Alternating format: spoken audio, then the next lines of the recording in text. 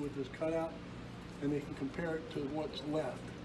Okay, so what you have behind you, behind here, of course, is the remnants of the noose, mostly just the hull. What they did was they took the square tubing to give you the size and shape of the upper deck and the casemate.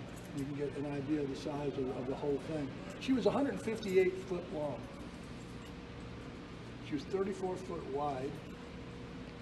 She drafted about between 8 and 9 foot of water and displaced about 350 tons of water. So for a river craft, she was huge. Okay? And you can imagine how cumbersome she would have been if you ever take a look at the Neuse River. It was a very, very large for a river craft. If you look at the lower decks first in here, what you would have on both ends, of course, would be magazines for powder and for the shot for the guns. Okay? And what you have here, you can see the steam engines right here. You can see the coal bin, because she was steam powered, and she was screw driven. Ships back then, mostly, if you ever look at the blockade runners, either they were screw driven with propellers, or they had the side wheels.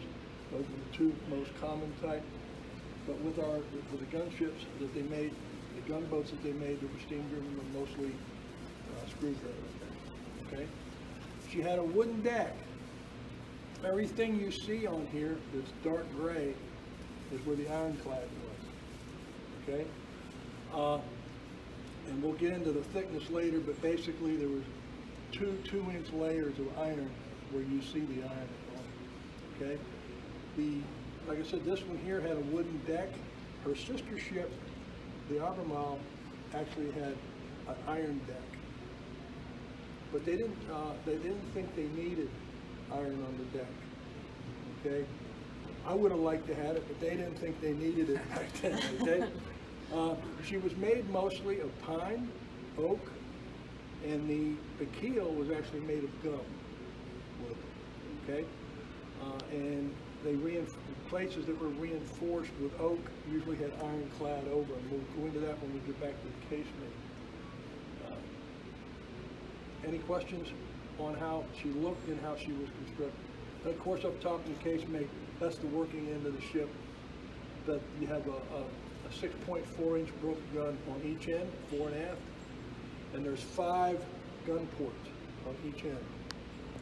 Now, the Albemarle was different. She only had 3 on each end, forward and 2 flankers. This one here was designed with 5 on each end, and of course, up top you got the platform for the helmsman and the captain. And they had little ports they could look out of up there, which you'll see when we go back there to the model. Any questions, guys?